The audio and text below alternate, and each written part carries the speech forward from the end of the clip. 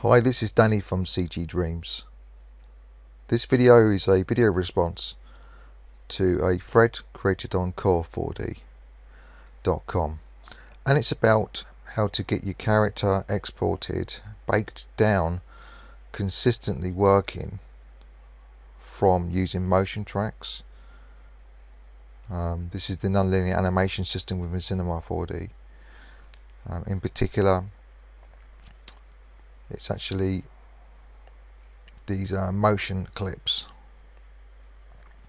that are creating some of that problem. So what I'm going to show you in this video is how to get through this process. So the first thing is scene cleanup. So I've just had a look. This is the file as I've received it, and the first thing is you need to identify what is the actual original rig that's used on the actual character. And you can see here's the character here, and it's got the rig inside. So we've got multiple rigs in here. Now I'm assuming that these are being brought in Mixamo animations, and as I can see there's motion clip tags on them. It means that these have been created using the motion clip system, and you ain't going to need these once you've created them. So I'm going to do a bit of scene cleanup, and I'm going to delete these three. Got to be careful if there's anything inside these that shouldn't be inside there, so I'm going to make sure that if there is, it's going to be outside of here. The hierarchical structure isn't really ideal, to be quite honest with you. So let's have a look and see what we do and don't need. Right, so this is the actual mesh right here, so we know we need to keep that. This, I'm not entirely sure what this is doing in there, to be quite honest with you. I'm going to just disable the visibility of this just for the moment. We need to find out where the original skeleton is, and there it is. It's right here. So this is the only one that we really are interested in. This is the original skeleton.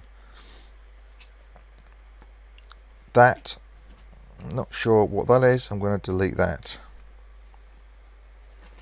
Okay, it looks like we've got a T-pose in there. So I'm trying to understand really what's going on with this. It seems like we've got multiple meshes inside here,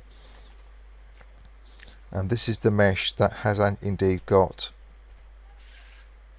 the textures applied to it.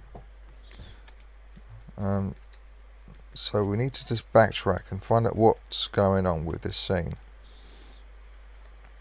So what don't we need? Let's get rid of what we don't need. We don't need these three here. That's for definite. This is our original skeleton. We know this because this is what's got the motion clip on. But you have to make sure that your motion clip is consistently on all of your objects that have actually got a hierarchical structure the same as this. So you've got this child null that it's placed inside. So this can be a bit destructive by doing it this way. I prefer to actually put it straight on the hips for the motion clip. So what's this? That's obviously a secondary rig. Again, I'm not quite sure what that's doing in there. It's got no motion clip on there. It looks like we've got the character twice in the scene. So let's see if we can find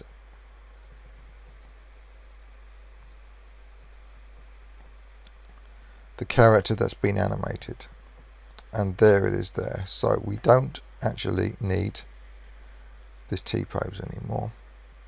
I'm just cleaning up the scene.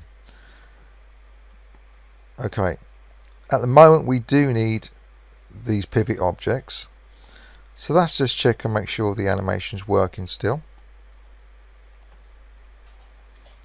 Then the guy runs and he flies off with the pivot objects. Okay, so now that we've got some understanding of the scene itself, We've somewhat cleaned it up as to what we do and don't need. I'm going to delete anything else because I'm not entirely sure what else is being used. I'm going to go over to a different layout, the animation layout. This is where we're going to be able to see things a little bit more clearer. And all we're going to do is we're going to bake down everything into these hips. So to do this, we're going to go into our dope sheet. You can see there's nothing in there. I'm going to drag and drop the hips into there. We're going to have this selected, and I'm going to go to functions, bake objects. I don't want create copy turned on. Depending on what you have got in here, and I'm not entirely sure, I haven't looked at it scene long enough, but you would at least have position, rotation in there. If there's some point level animation, you would have this turned on as well, or scale information. I'm going to go with just that, and I'm going to click on OK. Now when I play this back, all should be working, but more importantly, when I remove this motion clip tag, it should still play back as it should. Okay, this means that we successfully baked everything down into the actual skeleton. This would also mean that we can delete these as well. Everything should be baked into the object, or the skeleton, so then it should jump and fly off. Okay, so that's down. Now when you've got it to this stage where you can literally strip down your scene, all you've got left is you've got the joints, the character with the skin on there. This is a good stage to export as an FBX or Alembic.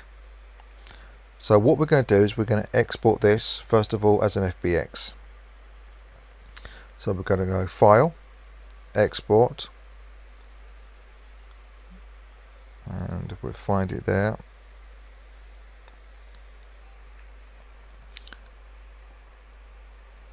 We'll get the options coming up here. We want to include tracks, bake all frames. If you've got point level animation included, you would have this checked, but it is no harm in leaving it checked from what I have found. Normals, you may want to have the textures baked to there, substances maybe not. These are the basics that you're going to need, and we click on OK. To test this, I'm going to go and I'm going to bring it in, so I'm going to open it. When you come to open it, we want to clean tracks. We want to bring in the geometry. I don't want lights, cameras. I don't want subdivisional surfaces, curves, markers. We haven't got no poses, I don't believe, in there. We're just going to enable the basics.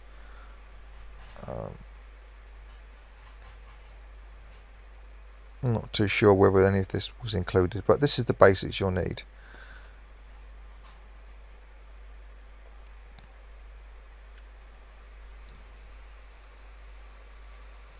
Of course, it may have been the case that you did actually want to have those things included, which is fine.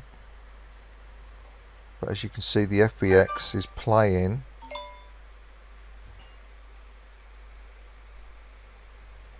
exactly as it should be. Now we're going to look about exporting this as a Alembic file, a .abc. I'm going to do this from this standpoint after everything is being baked as before. Now at the moment, everything's baked into, as you can see there, the joints. When you want to export a Alembic file, things get baked into the geometry itself. So when you're going to be exporting as an Alembic, what you're essentially asking Cinema 4 to do is to bake the joint data into what's called a point level animation, PLA. So thing to bear in mind with this is that you can't go in and start to adjust any joints or anything, because there will be no joints. So what we will do is we will go to export this. Now before we do this, just take a note of how many frames there are. Okay, so we've got 315 frames, or summed up to 320, you know, everything's included in there. We're going to go to File, Export. We're going to choose Alembic. With the Alembic options, you may be presented with the default 90 frames. Make sure that you increase this to cover the range. That's really important. The scale should be the same scale in which was created, so centimeters was the correct scale.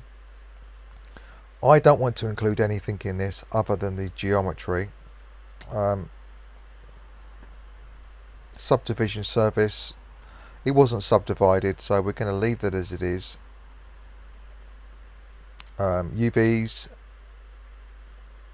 vertex maps, I don't believe there's any vertex maps on there. I'm just stripping down what I know I definitely need. So polygon selections, normals, that's definitely something we want to keep. I'm going to go with just that, and I'm going to export this. Go click OK. Yeah. And now it's going to export this file. Now we're going to bring this file in. Again, the same process. We're bringing back in the Alembic file just to test it. You can see these options that are here. This is pretty much standard. I don't believe I need to change anything here. We've got the basics, the normals, the UVs. Not sure anything else that's really needed in there, to be quite honest with you. But I'm just going to click OK. Now what we have is we have a Alembic file. Now you notice you've got these extra little points here. Okay, let's just select one of those. You can see where these points are actually founded. I'm just going to remove this Alembic from these parts here. We don't actually need any of this in there because everything's contained within the Alembic file now. All we need is just the geometry. So let's just test this. We'll play this back.